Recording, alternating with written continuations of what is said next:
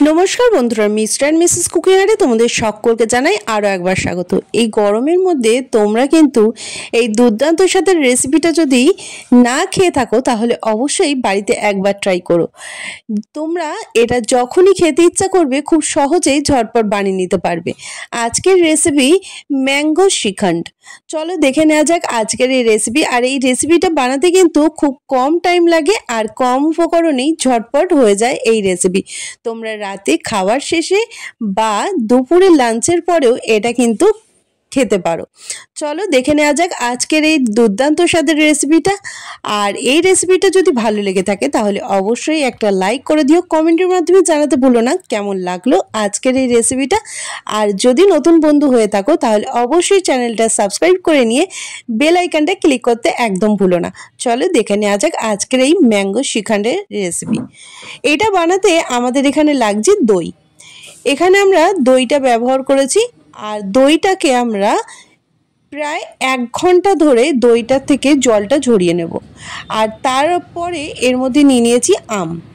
এখানে আমি একটাই আম ব্যবহার করেছি আর নিয়ে নিয়েছি দই। এরপরে যে বললাম যেহেতু আমরা 1 ঘন্টা মতো দইটাকে জলটা ঝরিয়ে নেব, দইয়ের যে ভেতরে এক্সট্রা যে জলটা সেটা কিন্তু আমরা ভালো করে জলটাকে ঝরিয়ে নেব। এখানে আমি একটা ছাঁকনি নিয়েছি, তার উপরে দইটা দিয়েছি। তোমরা এখানে সাদা পরিষ্কার একটা কাপড় দিতে পারো, সুতির কাপড়, তার উপরেও কিন্তু দইটা এইভাবে দিয়ে জলটাকে এরকম দইয়ের ভিতর থেকে যে জলটা পড়ছে দেখতে পাচ্ছ এরকম জলটাকে ঝরিয়ে নিতে পারো। এরপরে এখানে আমরা একটাই আম নিয়ে নিয়েছি।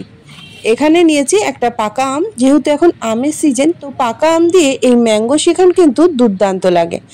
আর আমটা দেখে নেবে যাতে মিষ্টি হয়, তাহলে কিন্তু খেতে দুর্দান্ত হয়। এরপরে আমটাকে আমরা কেটে নিচ্ছি।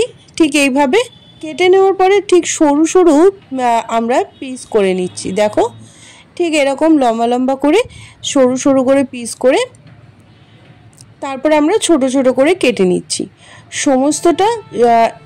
এই আমগুলো এইভাবে কেটে নেওয়ার পরে সমস্ত আমগুলোই আমরা একটা মিক্সার গ্রাইন্ডারে দিয়ে দেবো। আর এর জন্য একটা মিক্সার জার নিয়ে নিয়েছি। আর একটা স্পুনের সাহায্যে আমগুলো দেখো খুব সহজেই উঠে আসছে। তোমরা কিন্তু এইভাবে কিন্তু আমগুলোকে ভালো করে এরকম কেটে নিতে পারো, যাতে খুব সহজেই মিক্সড করতে সুবিধা হবে।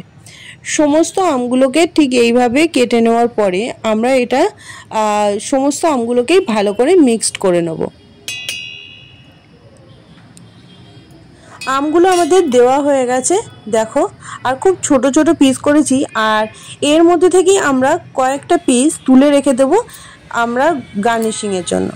এটাকে ভালো করে মিহি একটা পেস্ট বানিয়ে নেব।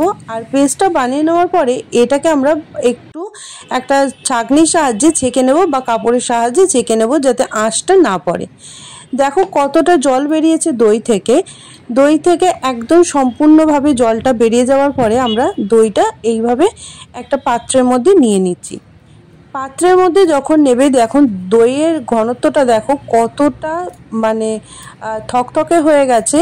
এরপরে তোমরা এটাকে ভালোভাবে কিন্তু সমস্তটাই নিয়ে নেওয়ার পরে একটা হ্যান্ড বিটারের সাহায্যে এটাকে আমরা ভালো করে এইভাবে ঘোরাতে থাকবো।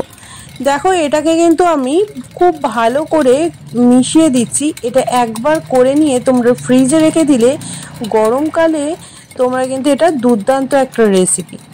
গরমকালে তোমরা অন্য কিছু না খেয়ে যারা একটু হেলদি খাও তারা কিন্তু এইটা অবশ্যই ট্রাই করতে পারো। আমরা এইভাবে ফেটিয়ে নিচ্ছি দেখো। আর ফেটিয়ে নেওয়ার পরে দেখো এটা একটা ফোমের আকার হয়ে গেছে। খুব ভালো করে কিন্তু একটা ফেটিয়ে নিতে হবে। আর কতটা শাইন এসছে দেখো। এরপরে এর মধ্যে আমরা দিয়ে দেব যে আমের যে জুসটাকে রেখেছিলাম সেটাকে আমরা দিয়ে দেব। সমস্ত আমের জুসটাকে দিয়ে দিচ্ছি। আর এর মধ্যে আমের যে আঁশগুলো সেগুলো যাতে না থাকে, সেগুলো মুখে পড়লে খুব একটা খেতে ভালো লাগবে না। তাই এটাকে ভালো করে একটু আমের পাল্পটাকে ভালো করে ছেঁকে নেবে। নেওয়ার পরে এটাকে আবারও খুব ভালো করে মিক্সড করে দিচ্ছি। সম্পূর্ণভাবে এটাকে ভালো করে মিক্সড করে দেওয়ার পরে কালারটা এসছে কিন্তু হালকা একটা ইয়েলো কালার। তোমরা এর মধ্যে চাইলে যে কোনো ফুড কালার ব্যবহার করতে পারো। এখানে কিন্তু আমি কোনো রকম ফুড কালারে ব্যবহার করিনি। আর এরপরে দেখো খুব সুন্দরভাবে এটাকে যেহেতু একটা ভালো করে মিশিয়ে দিয়েছি, সামান্য 1 পিঞ্চ মতো আমরা এখানে হলুদ ব্যবহার করলাম যাতে কালারটা খুব সুন্দর হয়। হলুদটা দেওয়ার ফলে এখানে কিন্তু কোনো রকম হলুদ গন্ধ হবে না বা খেতে খারাপও লাগবে না। হলুদটা জাস্ট একটু কালারটা যাতে আরও সুন্দর আসে তাই। তোমরা দোকানের যে ফুড কালার সেটা চাইলে ব্যবহার করতে পারো, দোকানের মতো যাতে কালার আসে সে তার জন্য। এতে কিন্তু টেস্ট আলাদা কিছুই হবে না। দেখো খুব ভালোভাবে আমরা দইটাকে ফেটিয়ে নিয়েছি আর একদম ক্রিম আকারের একটা তৈরি হয়ে গেছে। এরপরে এটাকে আমরা একটা সাইডে রেখে নিয়ে নিয়েছি এলাচ। এখানে আমরা নিয়ে নিয়েছি বেশ কিছুটা এলাচ, আর যেহেতু গ্রিন এলাচ নিয়েছি, গ্রিন এলাচগুলো ফ্লেভার কিন্তু খুব সুন্দর হয়। এর মধ্যে আমরা দিয়ে দিচ্ছি এলাচের দানাগুলো। এলাচের খোসাগুলোকে এর মধ্যে আমরা দেব না, এলাচের দানাগুলোকে আমরা ভালো করে ছাড়িয়ে নিচ্ছি। সম্পূর্ণ এলাচের দানাগুলোকে আমরা ভালো করে ছাড়িয়ে নেওয়ার পরে আমরা এটাকে ভালো করে গুঁড়ো করে নিচ্ছি। যদি এইভাবে এলাচের দানাগুলোকে গুঁড়ো করে সঙ্গে সঙ্গে দাও তাহলে দেখবে এই যে মিষ্টির স্বাদটা সেটা কিন্তু আরও বেড়ে যায়। এরপরে সমস্তটাই আমরা খুব ভালো করে দেখো মিহি করে গুঁড়ো করে নিয়েছি। সমস্তটা মিহি করে গুঁড়ো করে নেওয়ার পরে এরপরে আমরা দিয়ে দেবো দইয়ের মধ্যে এই এলাচের গুঁড়োগুলো। এতে ফ্লেভারটা কিন্তু দ্বিগুণ বেড়ে যাবে আর দুর্দান্ত খেতে হয়। সমস্তটাই এলাচগুলো দিয়ে দেওয়ার পরে এখানে আমরা আবারও খুব ভালো করে মিশিয়ে দিতে হবে। ভালো করে আমরা মিশিয়ে দিয়েছি দেখো। আর কালারটা দেখে বুঝতেই পারছো তোমরা কেমন এসছে, হালকা একটা ইয়েলো কালার কিন্তু এর মধ্যে চলে এসছে। ভালো করে মিশিয়ে দেওয়ার পরে এর মধ্যে আমরা ব্যবহার করব মধু। এখানে আমরা মধুটাকে ব্যবহার করছি একটু হেলদিটা রাখার জন্য, যাতে যারা চিনি খাও না তাদের জন্য কিন্তু এরকম মধু দিয়ে অবশ্যই বানাতে পারো। আর চাইলে তোমরা এর মধ্যে মিচড়িও ব্যবহার করতে পারো। দেখো মধুটাকে দেওয়ার পরে এটাকে আমরা আবারও খুব ভালো করে মিশিয়ে দেব। যেহেতু এখানে টক দই রয়েছে তাই টক দইয়ের টক ভাবটা যাতে খুব অতিরিক্ত পরিমাণে না থাকে সেটাও কিন্তু খেয়াল রেখো।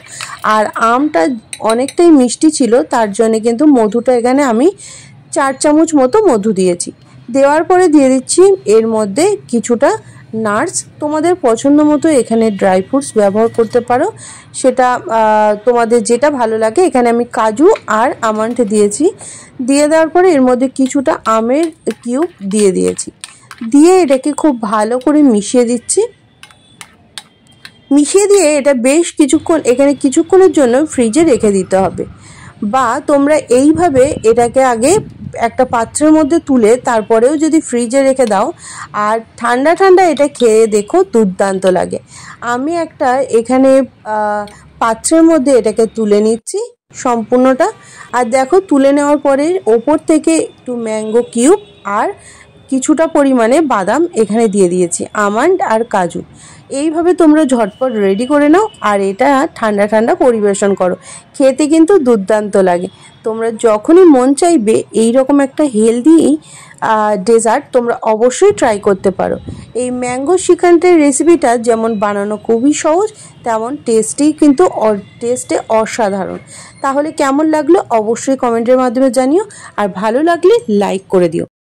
আর যারা নতুন বন্ধু আছো এখনও পর্যন্ত আমার চ্যানেলটিকে সাবস্ক্রাইব করনি তাড়াতাড়ি করে সাবস্ক্রাইব করে নাও, পাশে থাকা বেল আইকনটা ক্লিক করতে একদম ভুলো না। আবারও দেখা হচ্ছে পরবর্তী কোনো রেসিপি নিয়ে। ততক্ষণে তোমরা ভালো থেকো, সুস্থ থেকো।